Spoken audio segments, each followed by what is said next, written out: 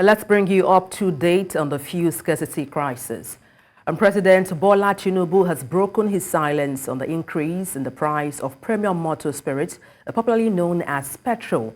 The president, who addressed Nigerians living in China on Friday, said the petrol price hike and other reforms by his government are part of an overall strategy to set Nigeria on the path of economic growth. On Tuesday, the Nigerian National Petroleum Company Limited, NNPCL, hiked the pump price of petrol to 855 naira across its retail outlets amid long queues at filling stations. Meanwhile, oil marketers in Nigeria are yet to commence loading premium motor spirit despite government assurances of availability by weekend. Reports say that while PMS vessels have arrived at NNPCL's Papa and Port Harcourt depots, independent marketers have not begun loading. A few queues persisted across major cities on Friday, despite the Minister of State for Petroleum, Heneke Lopobiri, promising mass availability soon. Mustafa Zama of the Independent Petroleum Marketers Association of Nigeria said loading may start on Sunday, with few queues possibly stretching until Monday. NNPCL aims to begin lifting products from the Dangote refinery by September 15th. Meanwhile, President of the Petroleum Products Retail Outlets Owners Association of Nigeria, Billy Gilishari, confirmed ongoing delays, keeping fuel prices high at filling stations. And to unpack this, we're joined by economic analyst Izu Uwaoma. Good afternoon. Glad to have you join me on the news. Good afternoon. How are you guys doing today? Very well. Let me kick off by asking what your thoughts are regarding the statement made by the president on the reason for the petrol price hike. I think it's quite very direct, straight to the point. What he's saying is that we need to sort of be open to pay now so we can play later. That's another fancy word for sacrifice, except that that's advice has to be taken first from the people who are giving the advice.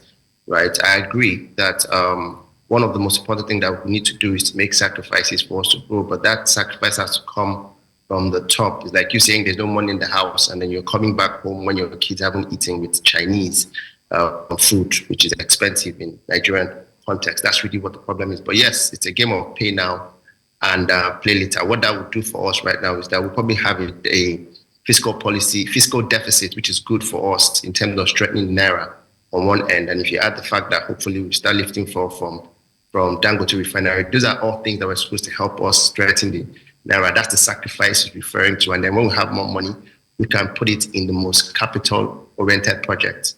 That's an ideal case, but that's not the case. We all know that.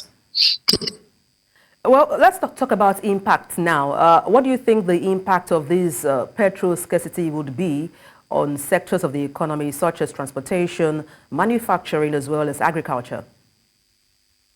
So circular flow economics, one directive as NNP is increasing its pump price. What it does, first of all, is that it hits the most fundamental way. It's about a 50% increase. Average selling price in Lagos was probably like 600, and now it's going to 900 naira per litre. What that does first, fundamentally, is that it reduces the amount of cars on the road because purchasing power for petrol is reduced, one.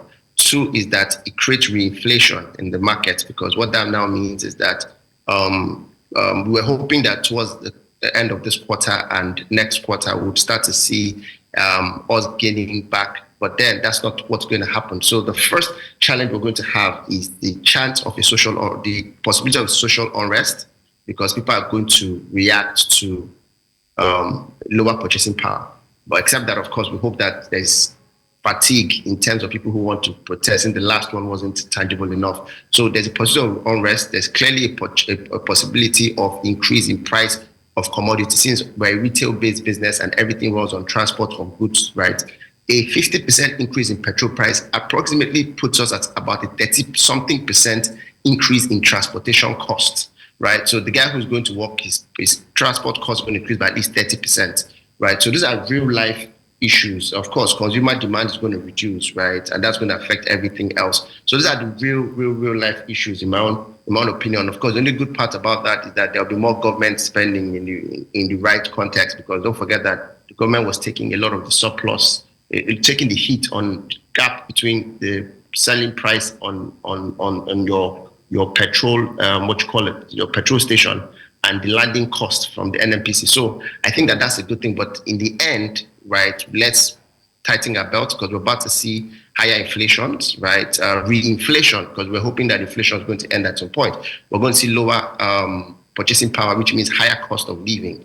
There's possibility of people reacting to a civil unrest, except if communication is done properly. And of course, there'll also be reduction of fuel queues, which is a good thing. We know that that would naturally happen, right? Because now people are settled out, and then the marketers can start to bring in product again. But then fundamentally, right, it's not a good look. It is not a good look. We've won on one end and we've lost on two ends. So like moving forward and then moving backward twice the step. And that's really sad. I hope the government can communicate, educate, to explain to people why these things are happening in the best way, manage stakeholders, especially the Labour Congress. Because don't forget, the 70K minimum wage was pegged at the assumption that petrol will be 600 naira per litre, right? That's the deal agreement. That's the context of the agreement. So if you tell us you're going to increase minimum wage at 70,000 naira with a few macroeconomics indicators like how much petrol will be sold, and all of a sudden that increased by 50%, the natural body language and trajectory will do to react. Now you've increased it. Can you also increase our minimum wage? And that whole, I don't know how to explain it further than to just say we're being, it's a Cobra effect, literally, catch-22 situation. Just to quickly chip in there, Mr. Uwaoma, you talked about price disparity across the country. I mean, we've seen different states in the country where, per litre they're selling for 600, some 800, some as high as 1,000 naira or more. Do you think the NNPCL has any role to play in fixing price disparities across Nigeria? Yes, but if you let market forces work without any intervention at NNPC, that's theoretically impossible, because, I mean, don't forget that Nigeria is widely spread, right? Logistics, in terms of landmass and logistics, the price of getting petrol from Apapa, right, or from, say, Lekki Free Trade Zone, when Dangote Refinery starts fully supplying petrol, and taking it all the way to up North Sokoto or downhill Ebonyi is not the same, right? And it's really left for monetary and fiscal policy to sit down together and see how they can close up on that gap. But that's very unlikely.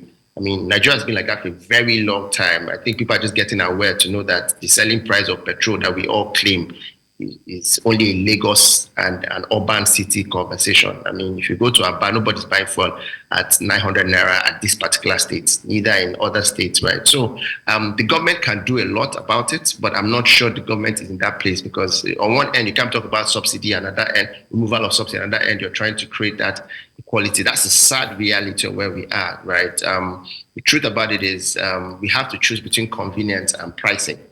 Right. If you notice the places where you have larger amount of price per unit, right, you find out that the queues are actually lesser. It's very economics 101, right? So it's really, people don't mind as much as the painful part is if I need to still queue and still pay higher price per unit than the average, right? I think that's another thing. And the government needs to lead this commission around pay now, pay later. Right, you have to be able to lead it by tightening your belt. Now, the good news is there is a fiscal deficit, right? A fiscal deficit reduction, meaning that the government has a lot more money to spend from all of this. Now the question is, all eyes on the government, see what they will do with that excess cash that they have beyond buying private jet yachts and living lavish in a country that is poor. The body language of Nigeria, the government going to China, right? Someone had to ask that all this number of people just go and beg for money from China, like how does that even happen? So it's the very little detail. I know that those are infinitesimal costs, but they send bigger messages deeper than what the cost is, right?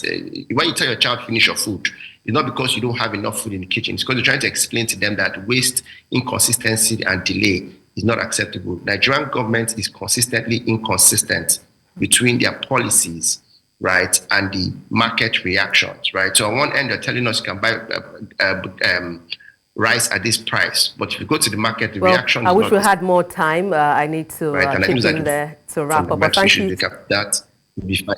Thank you so much for your time. We do hope we'll get it right as soon as possible and be consistently consistent, like you mentioned. Thank you so much. Izu Uwaoma, economic analyst.